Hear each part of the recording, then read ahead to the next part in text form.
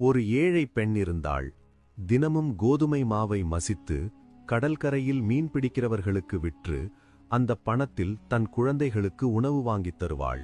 ஒரு நாள் அவள் கடல் அருகே மாவு விற்கப் போய் நிற்கும்போது திடீரென ஒரு பறந்து வந்து அவள் தலைமேல் வைத்த மாவை பறித்து பறந்தது. பெண் அழத் தொடங்கினாள். உடைந்த இதயத்துடன் தன் ரப்புக்கு முறையிட்டாள். ஆலிம் அவரிடம் சென்றாள். நடுங்கும் குரலில் கேட்டாள், அல்லாஹ் இரக்கமில்லாதவரா? ஆலிம் மென்மையாக கூறினார், இல்லை மகளே, அல்லாஹ் ஒருபோதும் இரக்கமில்லாதவர் அல்ல. பெண் கூறினாள், அப்போது அல்லாஹ் ஏன் பறந்து என் மாவை எடுக்க அனுமதித்தார்? அவன் அறிந்திருக்கிறான், அது மூலமே என் குழந்தைகளின் வயிறு நிரம்புகிறது. ஆலிம் சமாதானமாக கூறினார், நீ இப்போது அல்லாஹின் ஹிக்மத்தை புரிந்து கொள்ள முடியாது. பொறுமையாக இரு. அல்லாஹ் இதைவிட 100 மடங்கு கொடுப்பான். அவன் நம்மை அதிகமாக விரும்புகிறான்.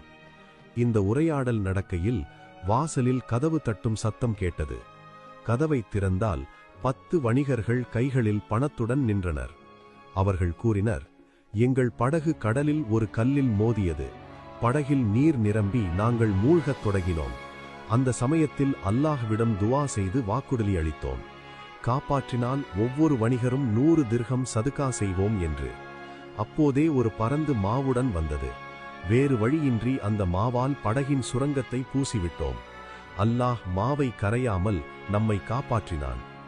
ஆலிம் புன்னகைத்து அந்த பெண்ணிடம் கூறினார், பார் மகளே, அல்லாஹ் உன்னிடமிருந்து சிறிய அளவு மாவை வாங்கி அதன் விலையை பல மடங்கு திர்ஹமாக்கினான். இப்போது போய் உன் குழந்தைகளுக்கு உணவளித்து உன் ரப்புக்கு நன்றி செலுத்து. அல்லாஹ் தாமதம் செய்வது அதைவிட சிறந்ததை நமக்கு வழங்குவதற்காகத்தான். அவன் ஒருபோதும் தன் அடியார்களை கைவிட மாட்டான்.